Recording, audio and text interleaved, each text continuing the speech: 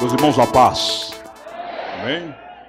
Queridos, agradecido a Deus pelo privilégio, oportunidade de por mais uma vez assumir essa tribuna, voltar a esta casa para poder servir o povo de Deus, servir a essa igreja. Agradecer com toda a sinceridade do meu coração ao pastor Neemias, que tenho como o meu presidente, um pastor amigo. E digo de fato, pastor, que os pregadores de Belo Horizonte, eles são muito privilegiados de ter o senhor aqui em Betim como pastor, como presidente desse campo, porque todas as vezes que o senhor fez grandes congressos, o senhor trouxe pregadores de fora, mas sempre honroso de casa. Eu sou prova cabal disso, porque vários congressos de muita expressão o senhor me deu a oportunidade, e os próximos trabalhos de vigília que está vindo, eu estou vendo que amigos meus estarão ministrando aqui. Nós estamos agradecidos ao Senhor. Eu faço isso em nome de todos os pregadores de Belo Horizonte, do nosso estado. Muito obrigado pela oportunidade.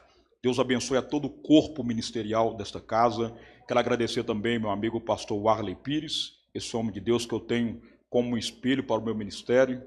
Um homem de muita oração, irmão, de muita oração. Eu sou grato a Deus pela vida dele, porque ele me trouxe para esse lado da oração. Nós passamos muitos momentos de oração, ali em vigílias, em montes, e eu louvo a Deus pelo crescimento espiritual, crescimento do ministério da vida dele. Muito obrigado pelo carinho. Todos os outros pastores amigos que estão aqui, como o Ale disse, ele tem uma caravana abençoada de Deus, veio lá de perto de nós, onde a gente mora, está ali o pastor Lucas Siqueira, mais a sua família, está ali o Alisson, mais conhecido como RJ, aquele lá do Rio de Janeiro, e ele está ali, está o Diegão, pastor Mauro também, que veio de longe. Irmão, tem uma caravana abençoada de Deus aí. Deus abençoe a todos vocês. Louvo a Deus pela minha digníssima esposa que está ali, essa guerreira que está do meu lado, né? Casou com esse homem lindo aqui. Eu sou bonito mesmo. Conquistei o coração da morena. Entendeu? Estamos juntos aí dando glória. Pastor Fábio Almeida, Deus abençoe a sua vida. Pastor Calais, tu és bênção na minha vida. Eu sou muito grato a Deus pelo seu ministério, pela sua vida, e sei que o Senhor é um intercessor do meu ministério. Amém? A banda Magnificar-te. Vocês são bênção demais. Sabe que eu amo vocês? Eu adoro a Deus com toda a minha força, com todo o meu coração, quando vejo vocês se entregar assim de corpo e alma na adoração. Que Deus honre muito vocês. Pessoal, os que eu esqueci o nome, me perdoe, mas eu quero louvar a Deus pela vida de todos os pregadores que Deus tem levantado para essa geração. Pregadores e pregadoras, jovens, mulheres e homens que Deus tem levantado. Eu louvo a Deus pela vida de vocês. Eu sei que o processo da caminhada ministerial não é fácil. Para mim chegar aonde Deus tem me dado a oportunidade de estar, Deus sabe, o Alex sabe o quanto nós choramos. Não é fácil. Mas eu tenho certeza que antes do toque da trombeta, Deus vai levantar vocês com poder e com graça para marcar esse tempo. Amém? Por gentileza, você que trouxe a sua Bíblia, pega ela e abra comigo. No livro de 1 Reis.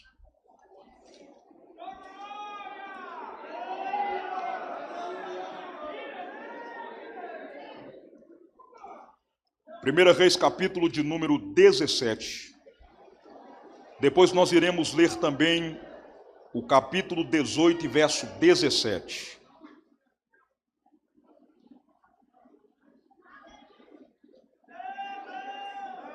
Primeira Reis, capítulo de número 17, quantos encontraram, diga graças a Deus. Quero louvar a Deus também pelo próximo pregador que estará ministrando, pastor Renan Lopes. Também estará adorando o adorador Cleiton. Vocês sabem que Deus tem levantado esse jovem como um atalaia para essa geração, um jovem muito humilde, mas que Deus colocou uma mensagem na sua boca. E tenho honrado, e eu quero glorificar a Deus pela vida dele, e com certeza, enquanto ele estará ministrando aqui, de fato eu vou permanecer, vou ficar até o final para dar glória junto com ele, porque aqui não tem pregador estrela não, irmão. Pregador tem que ouvir o outro, tem que adorar, não é isso? Glorificar junto. Então estaremos juntos para poder glorificar a Deus pela vida dele. Podemos ler? Diz assim o texto, capítulo 17 de 1 Reis. Então Elias, o tibista dos moradores de Gileade, disse a Acabe: vive o Senhor Deus de Israel, de perante cuja face estou, que nestes anos nem orvalho e nem chuva haverá, senão segundo a minha palavra. Capítulo 18, versículo 17, diz assim: E sucedeu que, vendo Acabe, Elias disse-lhe: Acabe, és tu perturbador de Israel? Então disse ele: Eu não tenho perturbado a Israel, mas tu e a tua casa, a casa de teu pai, porque deixastes os mandamentos do Senhor e seguiste aos Balaíns. Agora, pois, envia junto a mim todo o Israel no Monte Carmelo. Repita assim comigo: no Monte Carmelo. Isso. Como também os 450 profetas de Baal e os 400 profetas de Azera, que comem da mesa de Jezabel. Então enviou Acabe os mensageiros a todos os filhos de Israel e ajuntou os profetas no Monte Carmelo.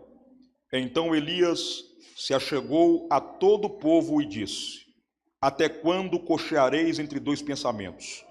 Se o Senhor é Deus, siga-o, e se é Baal, siga-o. Porém, o povo lhe não respondeu nada. Repita assim comigo: lições. Não, mais alto: lições que aprendemos com Elias no Carmelo. Pode sentar glorificando o nome do Senhor, você que quer.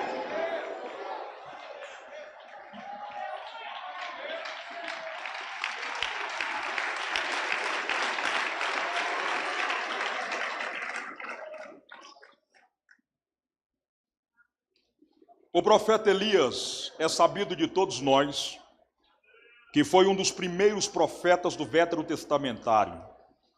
E por que não dizer que o profeta Elias foi um dos profetas mais importantes do Antigo Testamento? É incrível saber a importância do ministério do profeta Elias, porque de fato o seu ministério alçou uma importância singular, ao ponto do próprio Cristo ser confundido com o profeta Elias, e também um grande profeta que se manifestou no Novo Testamento, o profeta João Batista. E nós sabemos muito bem que Elias, alcançando esse ministério ímpar e singular, ainda que dentro da sua simplicidade, sabemos muito bem que Deus adora assim levantar pessoas. O Elias nasceu provavelmente no século IX, e sabemos que de fato ele é oriundo de uma pequena cidade, de uma aldeia chamada Gileade. Ele é de Tisbe. E é incrível que quando olhamos para o profeta Elias, entendemos por que o Senhor decidiu levantar o profeta Elias. A realidade pelo qual Deus levanta o profeta Elias, de fato, ela não foge dos lábios de cantores, de pregadores, de teólogos, de biblistas, exatamente por causa de algumas características na vida do profeta Elias. Por diversas vezes, os irmãos que são de Bíblia e são conhecedores da palavra e são estudiosos da mesma, sabem melhor do que eu, que por muitas vezes você ouviu um pregador dizer, um cantor dizer, até mesmo um teólogo dizer que o profeta Elias é o profeta do fogo, conhecido como profeta do fogo, exatamente por causa de algumas características, de alguns episódios na sua carreira ministerial. Por que é que o profeta Elias recebe essa nomenclatura de o profeta do fogo? Se você olhar, houve pelo menos 3 fases na caminhada do profeta Elias que dar a ele o direito, a garantia de receber essa nomenclatura de o profeta do fogo. A primeira delas é exatamente esta da Batalha do Carmelo. Assim que o profeta Elias restaurou o altar, assim que o profeta Elias colocou a lenha, assim que ele coloca o sacrifício sobre o altar, ele clama a Deus, e Deus não responde com vento, Deus não responde com água, mas Deus responde com fogo. O segundo episódio ao qual dar ao profeta Elias o direito de receber a nomenclatura como o profeta do fogo é quando o profeta Elias, de fato, é perseguido por um rei por nome de Acasias. Esse rei caiu da janela da sua casa estava de fato afastado dos mandamentos do Senhor, e ele queria saber se ele ia viver ou se ia morrer, porque depois da queda ele ficou acamado. Logo, um dos seus mensageiros encontrou com o profeta no meio do caminho, e o profeta Elias fez-o voltar, dizendo que ele deveria consultar a Deus, porque não tinha, pelo fato dele querer consultar a Deus ou consultar a Baal, de fato, sendo que Deus era Deus sobre aquele povo. Então voltaram e disseram para o rei que um mensageiro ou que um profeta mandou eles voltarem de novo. E o rei deu as características e disseram: é Elias. Ou ele disse: é Elias. Então o rei mandou buscar Elias e enviou o capitão com 50. E o primeiro que foi cheio de orgulho. O profeta está no monte e a Bíblia vai nos informar que ele disse: homem de Deus, o rei manda você descer. Então Elias disse: se eu sou homem de Deus, que desça fogo do céu e te consoma, você e seus 50, e fogo do céu desceu.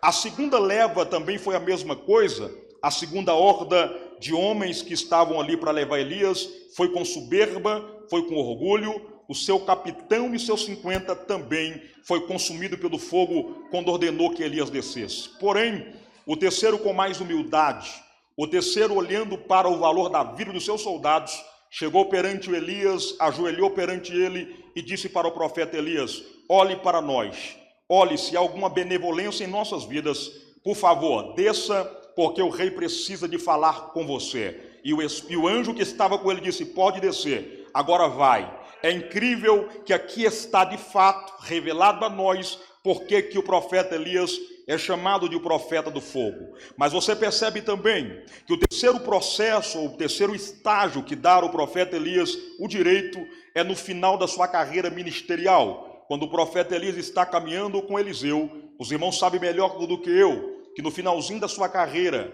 Eliseu pediu Elias porção dobrada do espírito que havia nele. E quem estuda um pouco de Bíblia sabe melhor do que eu que essa expressão, ou melhor dizendo, porção dobrada do Espírito, não existe.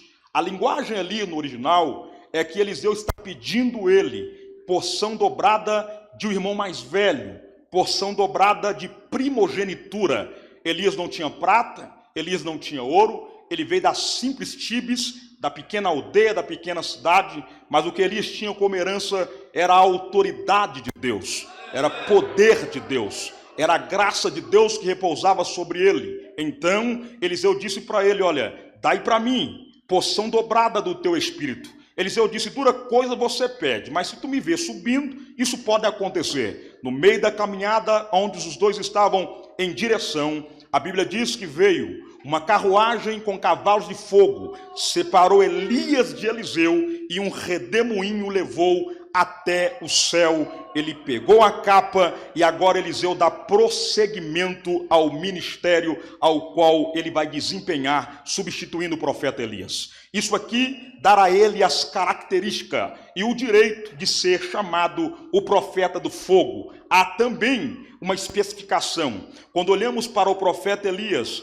na visão do seu comportamento, nós sabemos que Deus chamaria ele. Por quê? Porque a realidade, você percebe que o profeta Elias, ele é um profeta sanguíneo. Ele não é aquele profeta de dar voltas. Deus colocava na boca dele a palavra e ele ia e entregava sem dar rodeio. Deus precisava de levantar um homem assim para aquele tempo. Deus precisava de levantar um homem com essas características para aquele momento. E de fato, essa realidade do comportamento do profeta Elias com a nomenclatura que é dada a ele como profeta do fogo se coaduna, porque fogo fala de explosão, fogo fala de quem é quente, de quem vai para cima, e isso está inogulado na vida do profeta Elias. Mas olha aqui, por gentileza, Deus chama o profeta Elias da pequena aldeia de Tibes, mas eu não acredito de forma alguma que Deus levanta ou levantou qualquer homem ou qualquer mulher na Bíblia sem um propósito. Toda vez que Deus levanta, ele levanta com propósito. E Deus levantou o profeta Elias para um propósito. Pastor Tiago, que propósito é esse? Deus levanta o profeta Elias exatamente porque Acabe assume o reinado do norte, porque Acabe agora é o rei daquele tempo. E os irmãos sabem melhor do que eu que Acabe é considerado pelo texto um dos piores reis que foi levantado do reinado norte daquela época. Aquele homem decidiu levantar fortes ídolos, templo, simplesmente para poder afrontar o Deus dos céus. E ele é considerado, de fato, o pior rei desse tempo, o pior rei deste período. Agora, olha aqui para mim, por gentileza. Eu disse para os irmãos que Deus não levanta ninguém sem um propósito. Deus está levantando o profeta Elias, então, para um propósito. E qual era o propósito de Deus ao levantar o profeta Elias? Vou lhe dizer, antes de nós entrarmos nas lições do Calvário, do Carmelo, que Elias estará nos ensinando aqui. Qual que é o propósito, pastor Tiago? O primeiro propósito pelo qual Deus levanta o profeta Elias é porque o casamento de Jezabel com Acabe é uma afronta à onipotência de Deus. Eu quero que você ouça isso e nunca mais esqueça. O primeiro propósito pelo qual Deus levanta o profeta Elias é porque o casamento de Acabe com Jezabel é uma afronta à onipotência de Deus. Vocês sabem melhor do que eu que Jezabel era adoradora assídua da deusa Azera. Porém, o pai de Jezabel era um sacerdote sidonita que tinha como deus principal um deus chamado Baal-Milcarte. Quando ele casa com Jezabel, a realidade aqui é que na visão de Acabe, na visão de Jezabel, na visão de Etibal, nunca mais faltaria a prosperidade dos grãos, faltaria a prosperidade da chuva, faltaria a prosperidade da terra irrigada pela água dentro de Israel. Por quê, pastor? Porque na visão dessas duas entidades, ou na visão de Jezabel e de seu pai, e agora também de Acabe, esses dois, essa mulher, essa entidade, por nome de Azera, e também essa entidade, por nome de Baal-Milcarte, um dominava uma área e o outro dominava outra. Por exemplo, na visão deles, Azera dominava a fertilidade da terra e Baal-Milcarte dominava a tempestade. Na visão dele, a mistura, essa mescla, essa junção desses dois, daria o ano inteiro colheita fértil, farta para o povo. Ou seja, enquanto Azera fazia a terra produtiva, Baal-Milcarte controlava a tempestade e mandava chuva e mandava água. Então você vai perceber que na visão de Acabe, ele está entendendo que 3 deuses é melhor do que um. Ou seja, na visão de Acabe, Deus não tem poder suficiente para poder controlar a chuva e também trazer a prosperidade sobre o solo da terra. Então na visão dele é melhor termos 3 deuses do que ter um Deus só. Então é como se ele estivesse diminuindo a onipotência de Deus. É como se ele estivesse dizendo que Deus não era absoluto o suficiente para dominar a água, para dominar o solo da terra. Então, para Deus mostrar que os deuses que Acabe está trazendo para Israel é menor do que nada, é menos do que nada, Deus vai pegar um comedor de arroz e de feijão. Deus vai pegar um homem simples, vai trazer lá da minúscula cidade de Tibes e vai mandar profetizar na cara de Acabe, dizendo: a torneirinha do céu vai fechar, não vai descer água, não vai cair um orvalho sobre a face da terra. Por que Deus faz isso, meu irmão? Primeiro, porque Deus é absoluto e não faz parceria com ninguém. Deus não precisa de ajuda de ninguém, e não há queda de braço entre Deus e nenhum outro Deus, porque Ele é único, porque Ele é Senhor, porque Ele é aquele que tem o controle de todas as coisas. Pastor, como é que tu vai aplicar isso? É muito simples. O que Deus está ensinando conosco aqui, pela atitude de Acabe, vai na contramão de Acabe.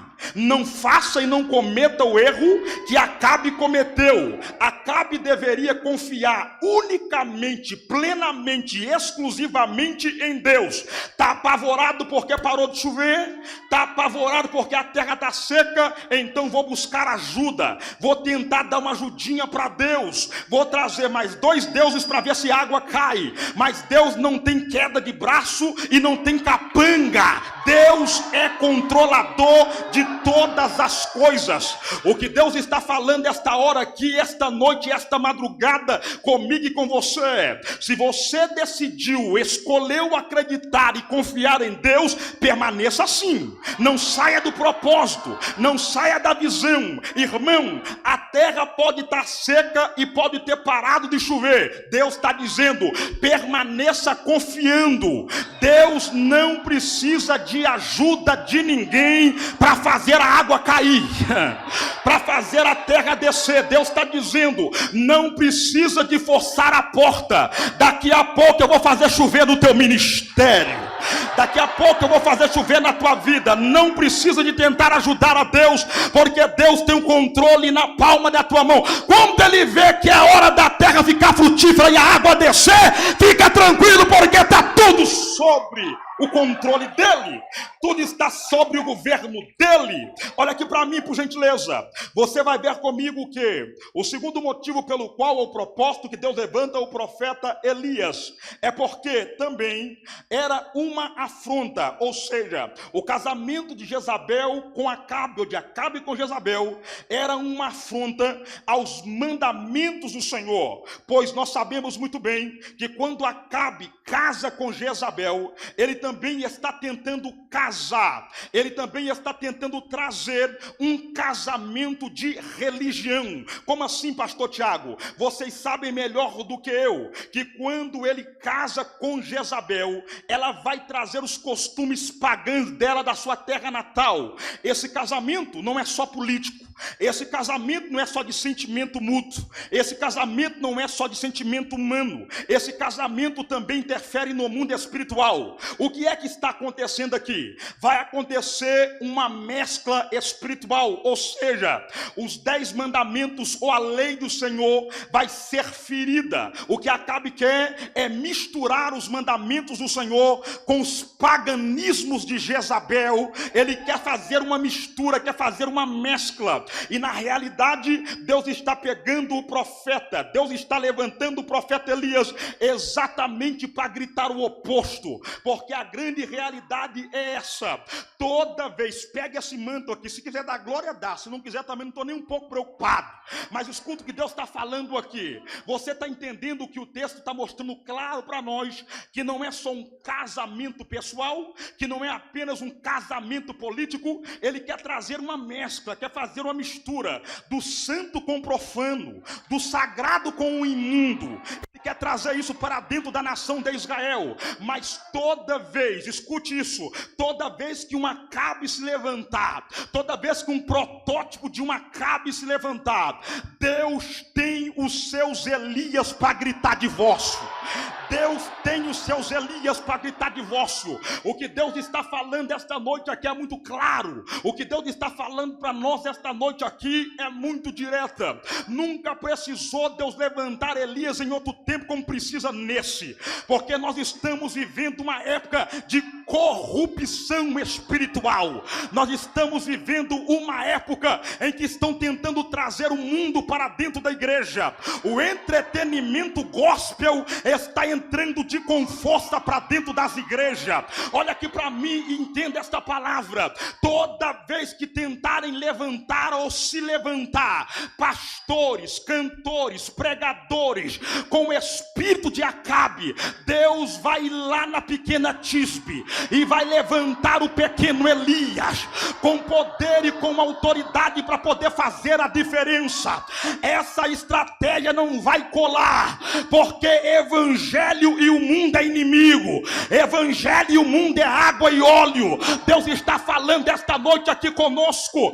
Deus vai levantar Elias para esse tempo. Para esse tempo. Estão tentando profanar o evangelho da verdade. verdade, estão tentando profanar o evangelho genuíno, estão tentando profanar o evangelho da graça. O evangelho nunca precisou de mistura para fazer casa ficar cheia. O evangelho nunca precisou de mistura para transformar a vida e a alma do homem. O que o evangelho precisa não é igrejas que parecem boates. O que o evangelho precisa não é de pregadores que passam de estrelas e ídolos, de cantores que não têm compromisso com o evangelho e com a palavra. O que o evangelho precisa é de Elias que tem a palavra limpa no peito e autoridade na boca para poder profetizar. Aqui não Acabe, aqui é divórcio, aqui é divórcio, aqui não Acabe. Oribás, declama, naracanduraia. Aleluia. Quem gosta de oba-oba já vai pegar a Bíblia para ir embora. Quem gosta de show vai pegar a Bíblia para ir embora. Mas Deus está dizendo esta noite aqui: hoje o poder da palavra. Oh, glórias! Deus não precisa. Você vai ver comigo também, em terceiro lugar. Segure aí. Você vai ver comigo, em terceiro lugar. O que, pastor Tiago? Por que Deus levanta Elias para um propósito? Porque também o casamento de Acabe com Elias era uma afronta a fé estabelecida por Deus ao povo. Como assim, pastor Tiago? Vocês sabem muito bem que os ensinamentos de Deus, a própria lei do Senhor, mostrava para um povo, ensinava um povo, deixava características para um povo de um Deus que aos olhos invisíveis, aos olhos carnais era invisível, porém real, porém atuante o tempo todo. É por isso que a lei dizia: não levantais imagem de escultura. Mas você vai ver que na realidade, você vai ver comigo no texto que quando Acabe casa com Jezabel, Acabe vai trazer os ídolos da terra de Jezabel, vai levantar os seus portes ídolos lá, vai levantar os seus barros lá. Então qual que é a visão de Acabe? A visão de Acabe é essa: eu vou trazer para vocês um Deus cujo vocês podem ver, cujo vocês podem tocar, porém ele é irreal. Ele pode ser tocado, ele pode ser visto, mas ele é irreal. Qual que é o propósito aqui? O propósito é tirar o povo da visão de andar pela fé e andar pela vista. E quem anda pela vista vive limitado, e quem anda pela fé vive sem limites. É o que Deus está dizendo aqui. A visão dele é essa, porque vai adorar agora pela vista, ou seja, vai adorar o que vocês estão vendo, mas o máximo que eles podem fazer, ou o máximo que aqueles deuses podem fazer para eles, é o que, pastor Tiago? É ser carregado por eles, ser limpo por eles. Por quê? Porque eles é tão irreal, é visível, mas é tão irreal, que aqueles deuses têm bocas, mas não fala, tem olho, mas não vê, tem ouvido, mas não ouve, tem mão, mas a mão não se move, tem pé, mas não anda. Oh, glória! Então no máximo que ele está dizendo é: viva dentro de um cerco ilimitado. Esse Deus que eu estou apresentando tem corpo, tem mão, tem boca, tem olho, mas não pode nem se movimentar, limitado. Mas eu glorifico a Deus, aleluia, que nós estamos servindo a um Deus que aos olhos humanos pode ser invisível, mas ele tem mão, ele tem boca, ele tem olho, e ele está aqui no meio, oh glória, e ele está aqui no meio de nós. Eu vou dizer algo aqui que parece que está fora do contexto aqui, mas deixa eu dizer uma verdade aqui. Você vai ver que naquela época o ídolo deles era o barro que era construído em forma de um Deus. Então eles se apegavam, eles adoravam e viviam em limites, limitados. Mas na realidade o que nós vivemos hoje, qual que é a estratégia hoje? Irmão, não me queira mal, mas eu tenho que entregar o rolo aqui. Eu tenho que entregar o mando todinho que Deus mandou entregar aqui. Escute aqui, as coisas hoje mudaram. Ok, pastor? Hoje, os ídolos agora que são formados, tem boca, anda, tem mão, fala. Quem são eles? Hoje, os crentes estão fazendo pregador de ídolo. Tem crente fazendo cantor de ídolo. Tem crente fazendo homem de ídolo. Esse negócio que eu vou lá só porque Beltrano vai estar lá. Esse negócio que eu vou lá só porque Cicrano vai estar lá. A expectativa dele não é adorar a Deus. A expectativa dele é para ver o fulano que vai estar, o Beltrano que vai estar. A confiança dele não está estabelecida naquele de cima. A confiança dele está estabelecida no pregador, no cantor que vai lá.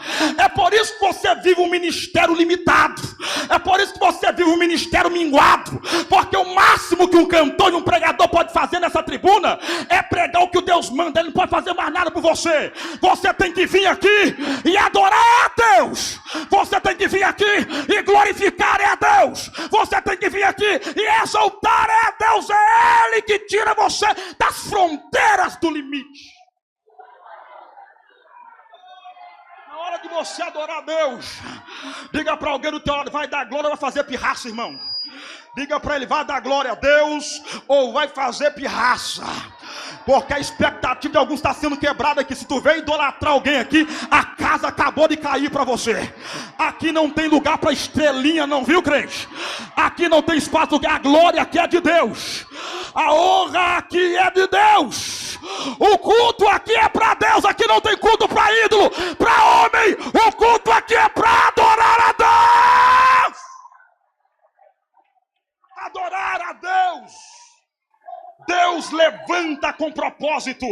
Deus sempre irá levantar com propósito. E por causa desses propósitos, Deus coloca Elias na frente de Acabe, para que Elias profetiza que a torneira do céu será fechada. É sabido de todos nós que assim que ele profetizou para Acabe, dizendo que nem orvalho nem chuva cairia, durante 3 anos o Senhor direcionou a ele e deu uma direção para ele, dizendo: vai ficar no Querite. No espaço de tempo, Deus sustenta ele no Querite. Tem água para ele beber, tem pão para ele comer e carne também para ele se alimentar. O tempo do Querite passa. Então, quando o tempo do Querite passa, Deus manda ele ir em direção à cidade de uma viúva. E olha aqui para mim, por gentileza. Serepta de Sidom era o lugar aonde o pai de Jezabel reinava. O pai de Jezabel imperava, aonde era sacerdote. Deus é incrível, meu irmão, porque vocês sabem melhor do que eu, que depois desta profecia, Acabe que é a cabeça de Elias, Jezabel que é a cabeça de Elias. Aí Deus faz as coisas sempre no oposto. Em vez de Deus mandar Elias correr para os montes mais longe, Deus vira para Elias e diz: vai esconder lá na casa do teu inimigo e vai comer e vai beber lá ainda. Vai beber. Isso aqui é interessante porque obviamente que o recado chegou lá para Etibal, dizendo: Elias profetizou e está vindo seca aí. Ele é inimigo de todo mundo. Se ele passar por aí, dá um jeitinho de decepar a cabeça dele. Se ele passar por aí, dá um jeitinho de amassar ele, de acabar com ele. Aí Deus está olhando e Deus está dizendo: o negócio é o seguinte: quando eu quero fazer alguém aparecer, ninguém tem poder de esconder.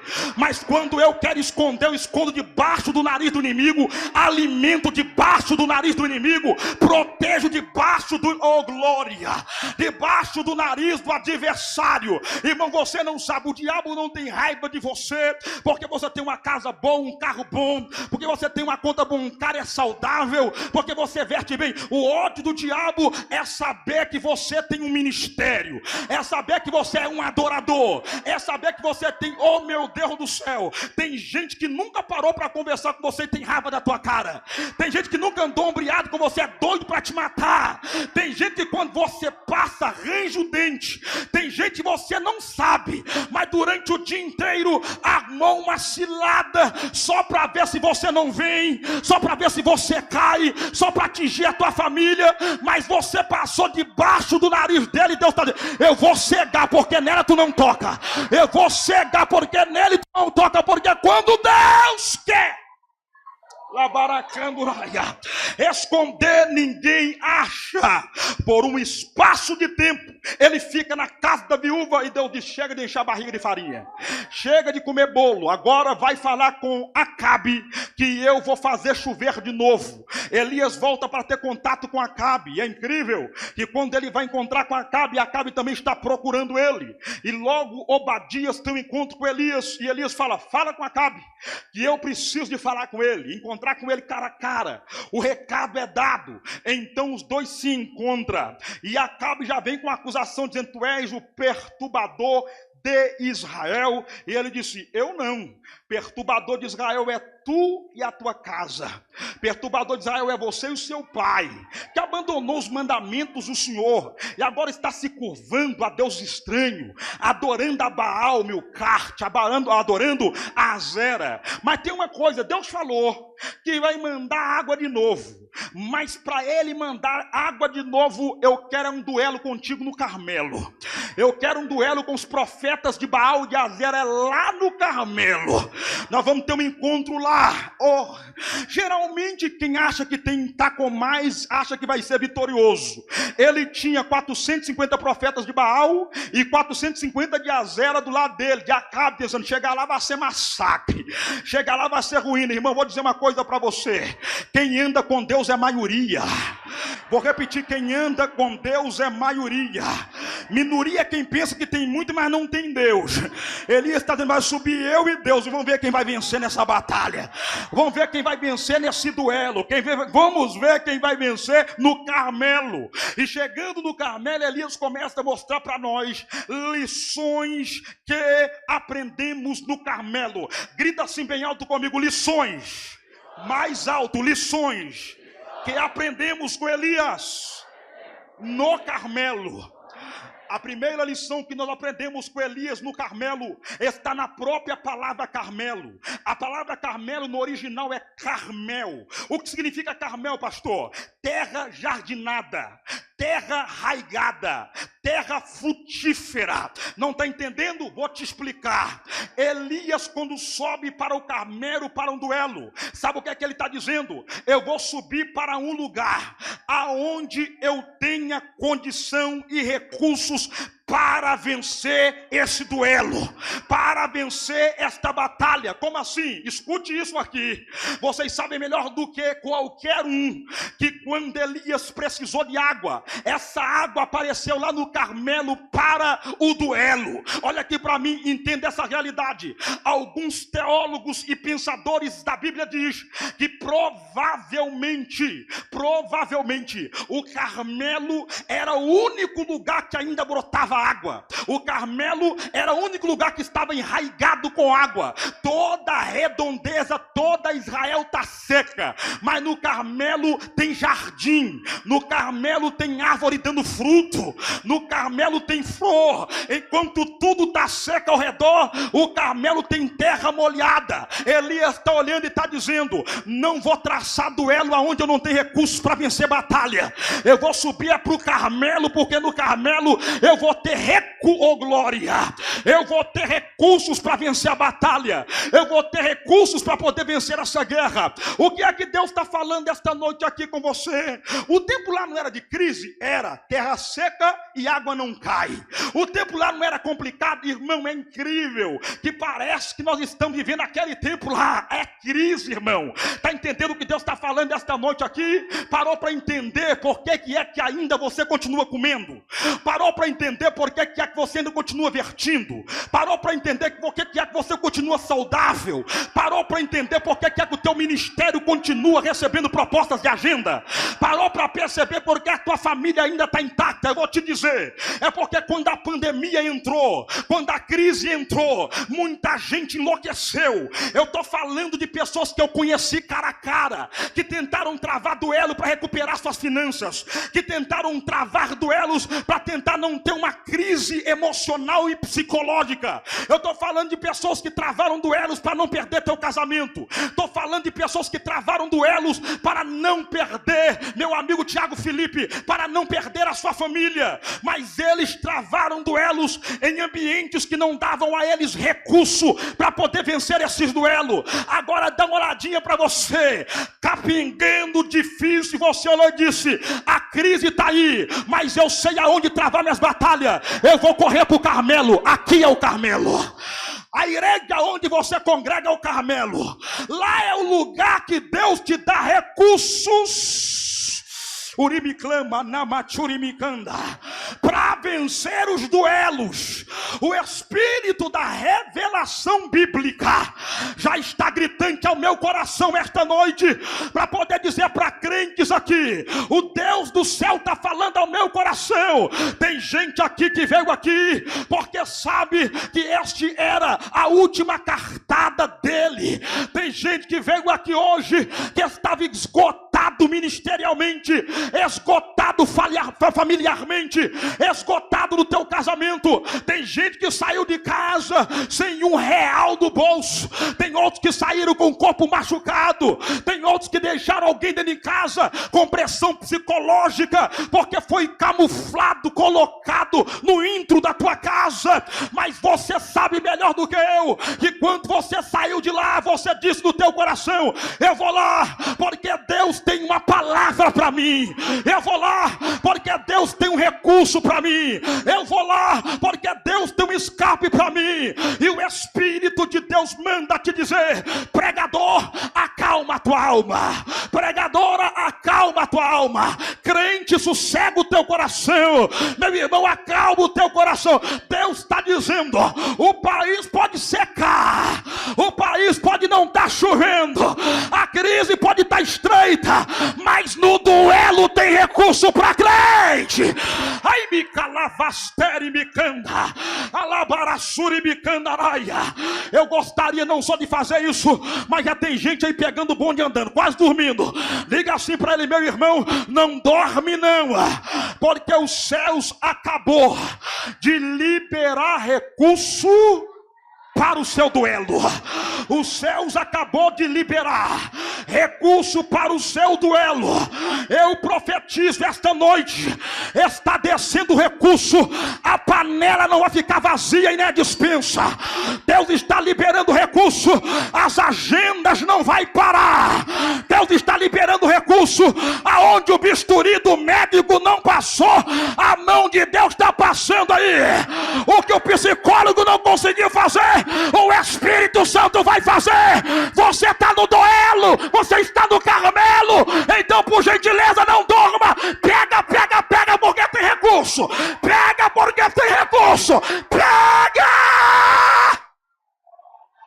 Ai, meu Deus.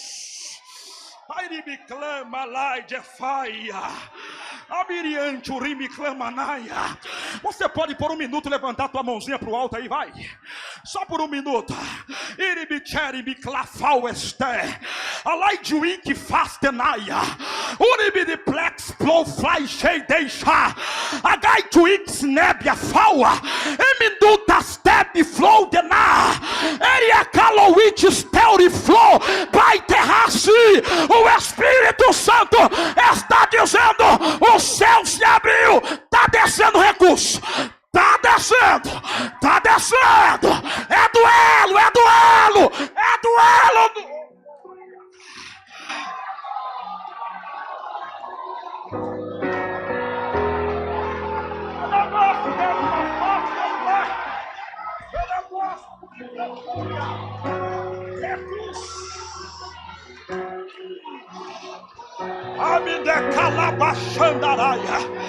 Ai, de fari clemanai.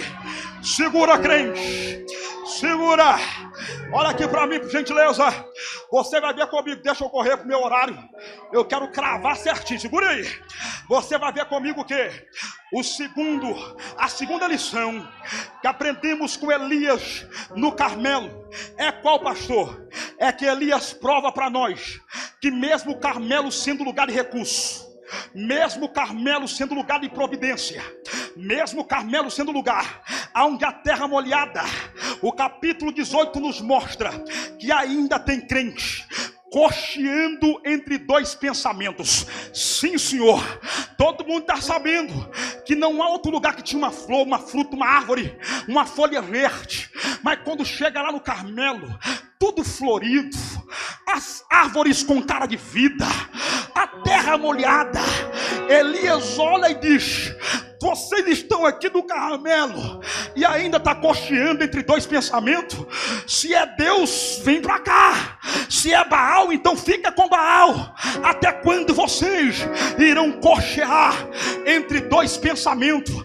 A Bíblia diz que o povo se calou, porque quem cala consente.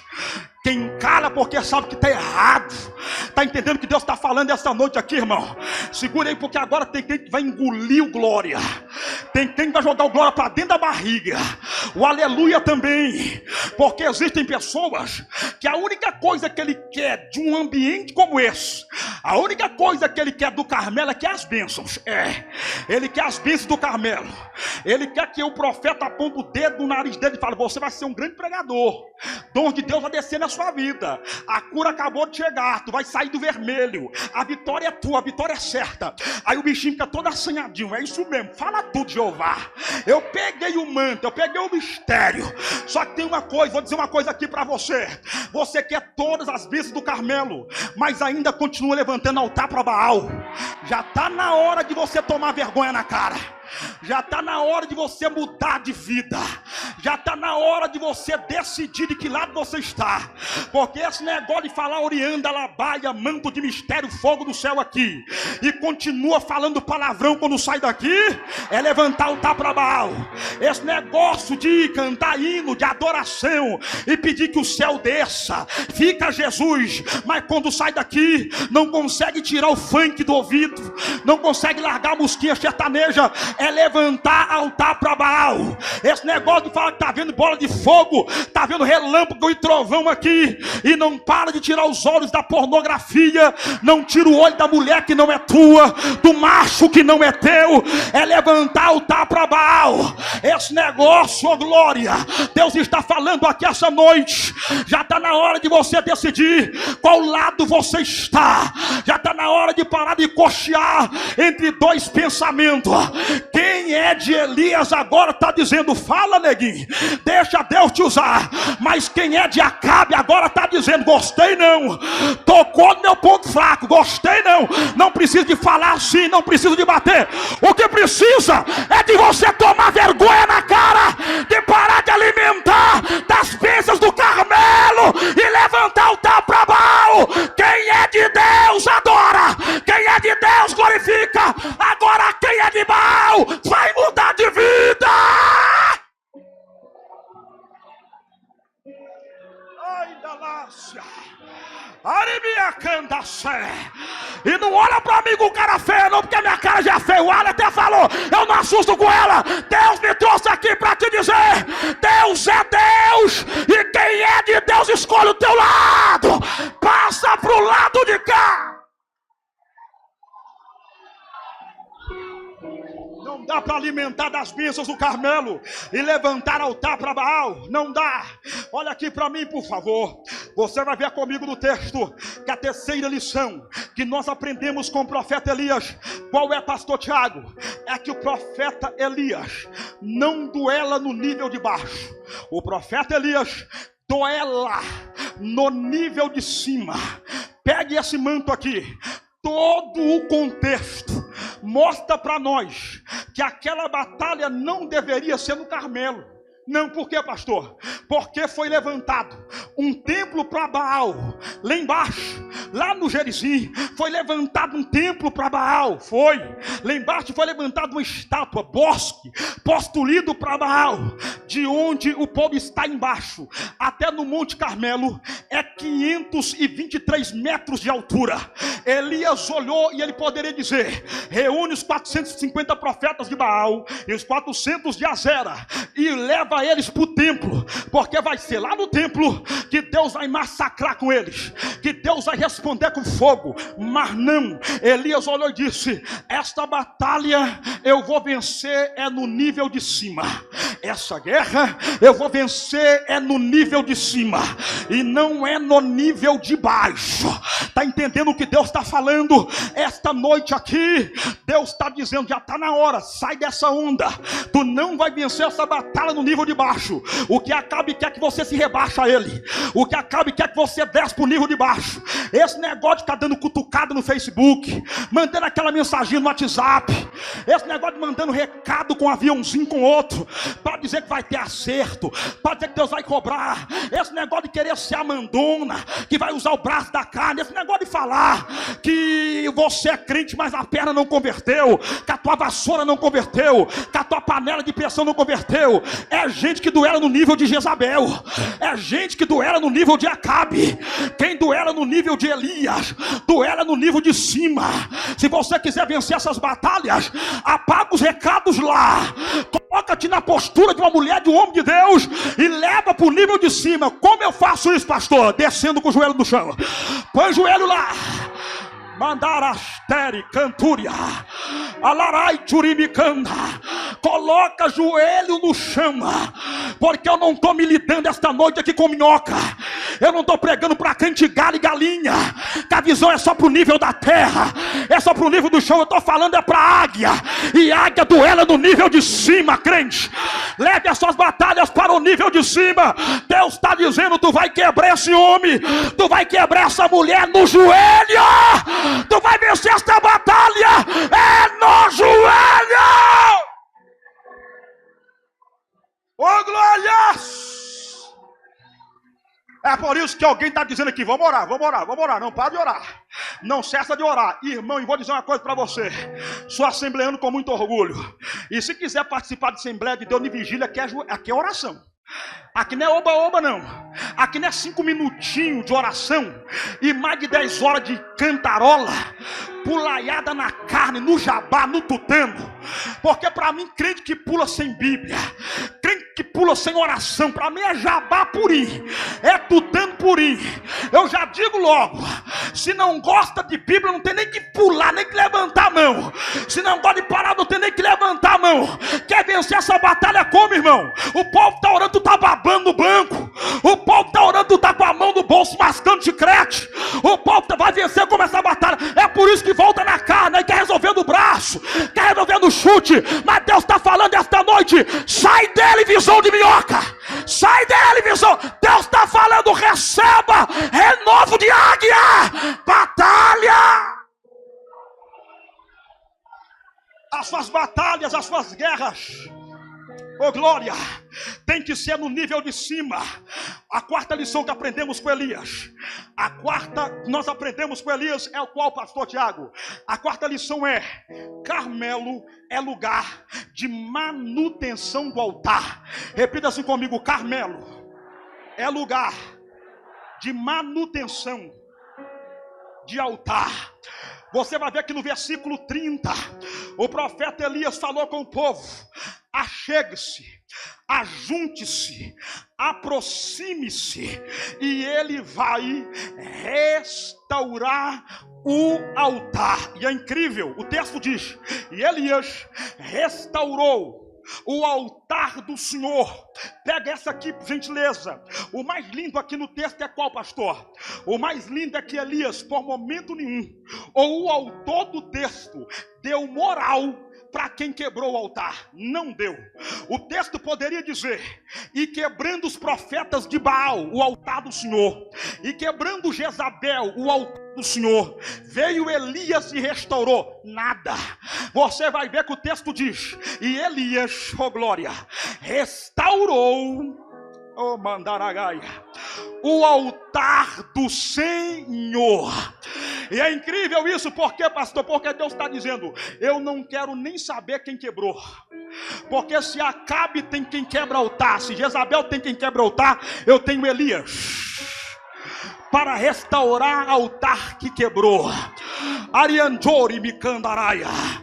Eu estou profetizando que Deus está colocando um Elias no teu caminho. Eu vou repetir: Deus está colocando alguém que vai ajudar a consertar o que foi quebrado. Mandar cantorimianda. Eu não sei se tem ministérios quebrados aqui, eu não sei se tem sentimentos quebrados, famílias quebradas, mas eu estou profetizando que Deus vai levantar um Elias para restaurar, para ajudar na manutenção do teu altar esta noite. Se prepare, creia nessa realidade. Tem mais, ok, pastor? Qual é a quinta lição Repita assim comigo, bem alto, para você não dormir. Diga assim comigo: Deus não vai deixar a restauração do altar sem testemunha. Elias é inteligente demais, crente. Antes dele colocar a mão no altar para dar a manutenção, ele disse: chegue-se a mim, povo. Aproxime, está todo mundo de longe, porque ninguém quer ficar perto quando o altar se quebra. Quando o altar se quebra, ninguém quer estar perto. Quando o altar está quebrado, os que comiam na mesa somem. Quando o altar se quebra, os que batiam no peito, batiam no ombro e diziam: tu é mulher de Deus, tu é homem de Deus, ó, vaza. Fica todo mundo de longe. Quando o altar para de profetizar, ninguém quer aproximar. Quando o altar para de ter visão, ninguém quer estar perto. Aí Deus está olhando e está dizendo: meu amigo pastor David Patente, traga o povo para perto, Elias, e mostra para o povo que o mesmo olho que viu o pastor Fábio Almeida, o altar quebrado, evangelista, meu amigo evangelista Wesley, o mesmo olho que viu o altar quebrado, vai ter que ver o altar sendo, oh glória. Entendeu, pastor Wanderson? O mesmo olho que está vendo o altar quebrado é o mesmo olho que vai ter que ver o altar sendo restaurado. Porque é como se ele estivesse dizendo: quando esse altar estava quebrado, ninguém quis sacrificar nele, né? Quando o altar está quebrado, ninguém quis aproximar dele. Mas Deus está dizendo: eu sou Deus de segunda chance. O altar vai obirar. Ah, está entendendo o que Deus está falando? Essa noite eu estou falando para alguém de Deus aqui. Eu estou falando para alguém que está entendendo a mensagem aqui. Olhe para mim que a mensagem está aqui. Deus está falando contigo esta noite aqui. Se prepara, porque hoje é noite de manutenção do altar de muita gente aqui. Deus te trouxe aqui esta noite para te dizer: o altar não vai ficar quebrado por muito tempo. O altar não ficará. Olha aqui para mim, por favor. Você vai ver que a sexta lição que nós aprendemos com Elias é qual, pastor Tiago? É que Elias mostra para nós o quê? Que ainda que o altar está quebrado, ele é do Senhor. Ele pode estar quebrado, mas é do Senhor, sim. Olha a linguagem de Elias. Olha a linguagem do texto, melhor dizendo. E Elias restaurou o altar de quem? Do Senhor. O texto diz que é de Baal. O texto diz que é de Jezabel. O texto diz que é de Acabe. Elias restaurou o altar do Senhor. Sabe por quê? Porque Deus está dizendo: sou igual o diabo não, que quando você está quebrado, joga no lixo. Quem falou para mim, ou quem falou para você, que você presta para Deus só inteiro? Quem diz que Deus só quer você inteiro? Está quebrado, mas ainda é dele. Está quebrado, mas ainda é meu. Que é isso, pastor? Quando quebra porque errou, quando quebra porque falhou. A minha e a tua visão humana é sempre descartar, mas Deus está dizendo: está quebrado, mas é meu, porque um dia esse altar cantou. Esse altar um dia pregou. Esse altar um dia profetizou. Esse altar curou vidas. Esse altar liberou palavras de transformação para alguém. Ele pode estar quebrado, mas ainda é meu. Deus está dizendo: está quebrado, mas vai voltar a cantar de novo. Está quebrado, mas vai voltar a profetizar de novo. Está quebrado, mas vai voltar a ter visão de... Ai, Deus está falando aqui. Alguém está pegando a palavra. Alguém está entendendo o manto essa noite. O que é que Deus está falando, pastor Tiago? Deus está dizendo: eu prefiro você quebrado para mim do que inteiro para Acabe, do que inteiro para Baal. Eu prefiro você. Deus está falando: está quebrado, mas me pertence. Se prepara, vaso, porque Deus está dizendo: eu estou pondo a mão neste altar. Tem manutenção, tem manutenção, tem manutenção, tem manutenção para o altar.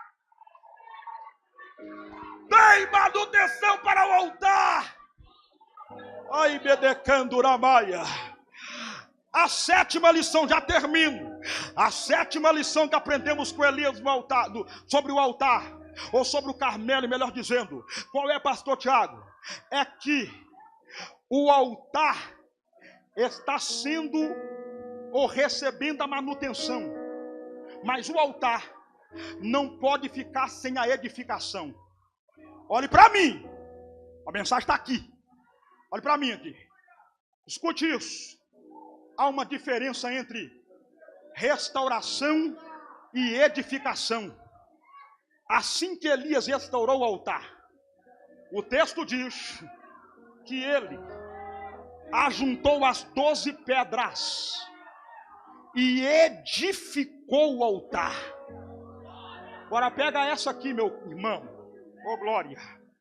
Altar restaurado sem edificação ainda é frágil. Olha para esse púlpito aqui e imagina ele sem as bases. Tá lindo, não tá? Imagina ele sem as bases. Tá restaurado, não tá? Se bater quebra fácil. Se bater racha fácil. Mandari cheri miklo manaia. Tá entendendo o que Deus está falando essa noite? Deus está falando essa noite aqui. Eu estou edificando o altar de crentes aqui. Há quem pensa que as 12 pedras foi para cima do altar, está enganado. As 12 pedras vai por baixo e o altar por cima. Sabe o que Elias está dizendo? Altar, te quebraram. Altar, arrebentaram com você. Tu foi restaurado, mas nunca mais tu vai ficar sem apoio. Labacanduraia. Oh glória. Tem gente entendendo a palavra. Manai defaste com manaragas. Podem até bater no teu altar, pode. Deixem tacar pedra no teu altar, deixe. Mas eu estou te dizendo que em nome de Jesus não vai quebrar. Porque Deus está colocando alguém como apoio debaixo do teu altar. O teu altar nunca mais ficará sem apoio, nunca mais ficará sem edificação. Quando tu dizer eu não aguento mais, eu vou parar porque está difícil, o telefone vai tocar e alguém está dizendo, estou te segurando na oração, minha amiga. Eu estou te segurando no joelho. Eu estou contigo, eu estou profetizando que Deus está levantando hoje pedras para serem a edificação do teu altar. Eu estou profetizando, sem apoio você não vai ficar.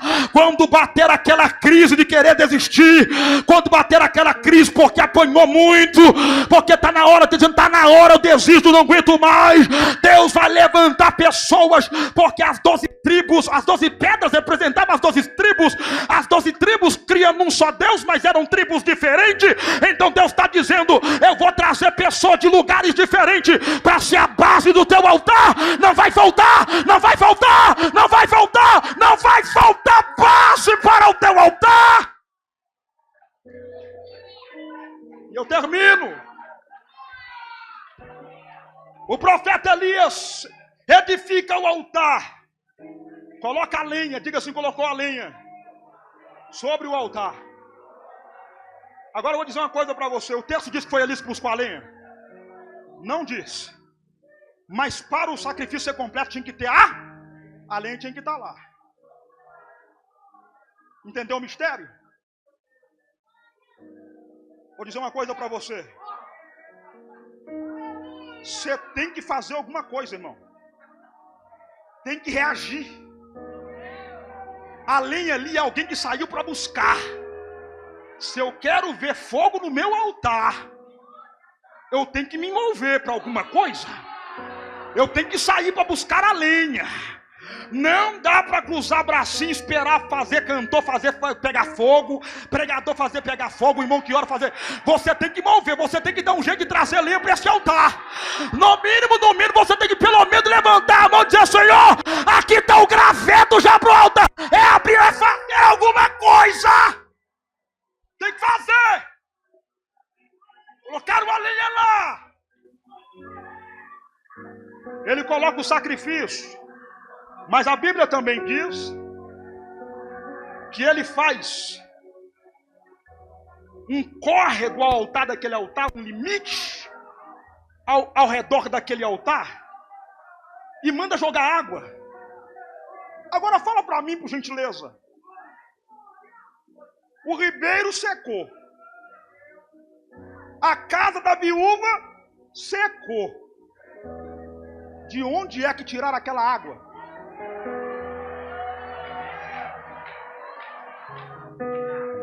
Eu não vi nenhum teólogo até hoje, pregador até hoje, se atrever a dizer de onde veio aquela água.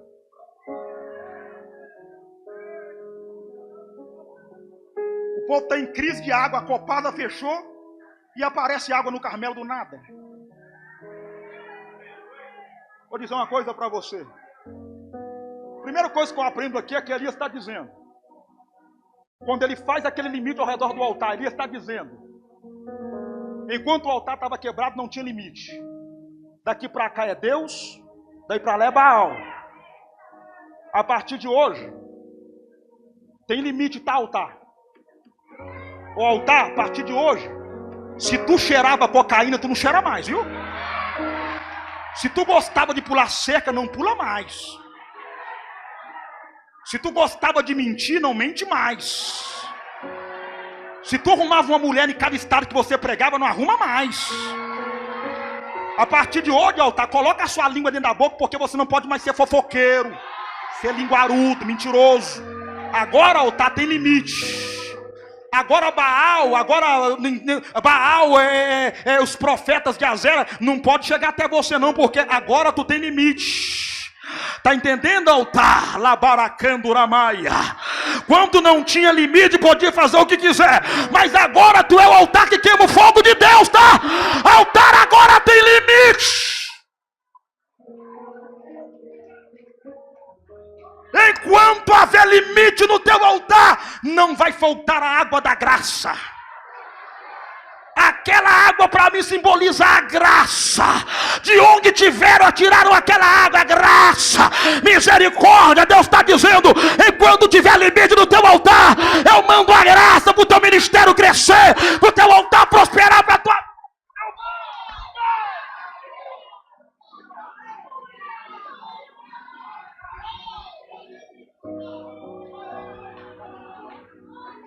Olha aqui para mim.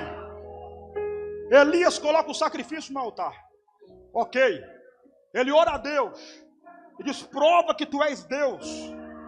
Manda fogo. Consuma tudo. Prova que eu sou teu servo e que tu és Deus. Mal ele ora. E o fogo de Deus desce. Consome o sacrifício. Consome a água ao redor do altar. E assim que o milagre acontece, o povo que estava cocheando entre dois pensamentos começa a dizer assim: está pensando que estavam olhando para Elias? Está todo mundo olhando para o altar e está dizendo: só o Senhor é Deus. Só o Senhor é Deus. Só o Senhor é Deus. O altar que não queimava, o altar que estava quebrado, o altar que era jogado, estava de escanteio, está queimando fogo de novo, tem sacrifício. Só o Senhor é Deus. Só o Senhor é Deus. Agora olha aqui para mim. Elias pediu vento sobre o altar? Sim ou não? Elias pediu vento sobre o altar? Sim ou não? Elias pediu água sobre o altar? Sim ou não? Ele pediu fogo. E o fogo consumiu o olor? O olor? Deixa eu perguntar nessa noite: quem trouxe o seu sacrifício? Deixa eu ver. Trouxe. Quantos querem que o fogo de Deus queime sobre o seu altar essa noite? Não, eu estou perguntando: quantos querem que o fogo queime seu altar essa noite? Dura coisa pediste. Viu? Dura coisa pediste. Por que, pastor Tiago? Porque a expressão holocausto no original é o quê? Morte por? Morte por? Cadê os biblistas, irmão? Morte por fogo. Eu vou repetir. Holocausto no original é morte por fogo. Acabou de entender agora o que você acabou de pedir? Você acabou de pedir morte por fogo. Dura coisa pedisse, mas pediu a coisa certa. Porque para o altar queimar, a natureza humana tem que ser queimada para que a espiritual reaviva. Se nós quisermos viver o que Elias viveu, Naramando Uragás, se nós quisermos receber o que Elias recebeu, morte por fogo, morte por fogo. Deixa a natureza humana ser queimada hoje, para que Deus revele o que é sobrenatural sobre o teu altar. Eu estou profetizando esta noite: haverá morte por fogo. O lado humano será queimado, a natureza humana será derretida, para que o espiritual se manifesta. pastor Tiago, vai dar moral para Baal? Claro que não. Vai falar, não quero dar moral para Baal. A mensagem para é aqui, eu quero é fogo. A mensagem termina aqui, eu quero é fogo. Você já sabe o que aconteceram com os profetas de Baal. Uma coisa eu sei, aqui hoje, alguém vai dizer e vai olhar para você, só o Senhor é Deus. Só o Senhor é Deus. Só o Senhor é Deus. Quantos querem morte por fogo aqui? Eu quero. Coloca sobre os seus pés agora. Coloca. Aragasteri me canturi me ouve elevácia. Irmão, os céus está estendido e aberto sobre nós aqui. E Deus já falou tudo para você essa noite. Falamos sobre altar, recebendo sobre altar, restauração de altar. Agora eu vou dizer uma coisa para você aqui. Se você é de Baal, fica sentado. Mas se você é de Deus, se prepara.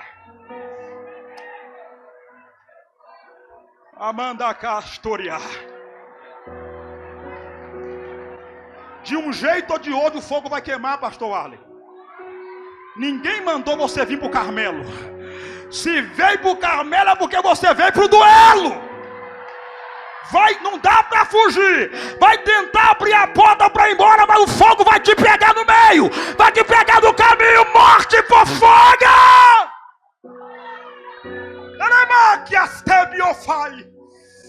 Oh glória. Oh glórias. Querido, já está aglomerado. Já pega na mão do crente do lado aí, por favor. Pega aí, já não tem jeito. Segura. Tem que vir. Vigília é para louco, irmão. É para crente doido. Não larga a mão desse crente aí não. Tá suada, mas segura assim mesmo. O único vírus que nós vamos pegar que hoje é o vírus da unção de Deus.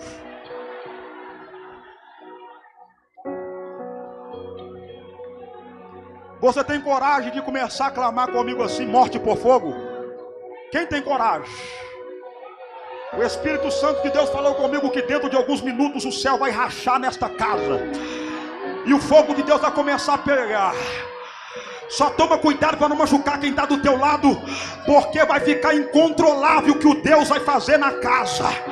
Aonde tiver um altar restaurado e edificado, vai descer. Vai, o fogo de Deus. Ai, delitome, pá. Que mineste pro furitere que nasce. Andarai tuicle profaste plantuia. Deus vai tomar a boca dos profetas esta noite. Se prepara. Os Acabes do século 21 vai entrar em desespero, porque Deus vai levantar Elias aqui hoje. Deus vai levantar. Oh glórias. Levante a mão desse crente aí. Levante. Oh Deus, eu preguei a tua palavra. Eu preguei a mensagem que o Senhor mandou eu pregar. Eu estou pregando para altares que desejam ser inflamados por morte, por fogo. Nós não queremos que a natureza humana atrapalhe a manifestação da eclosão da tua glória neste ambiente. Então eu vou contar até 3, Espírito Santo. E se tu tiver comigo nesta palavra, inflama este altar com fogo. Eu conto 1. Já tem limite no teu altar. A água da graça já está no teu altar. Eu conto 2. Acabe está sendo envergonhado, porque o altar recebeu manutenção e já está edificado. Eu conto 3. Receba agora morte por fogo. Morte por fogo. Queima, queima, queima, queima, queima, queima, queima. Queima! Deixa queimar, deixa queimar. Deixa queimar, deixa queimar. Fogo! Deixa queimar, deixa queimar. Deixa queimar. Dá lugar! Deixa queimar, deixa queimar. Deixa queimar, deixa queimar. Deixa! Deixa queimar.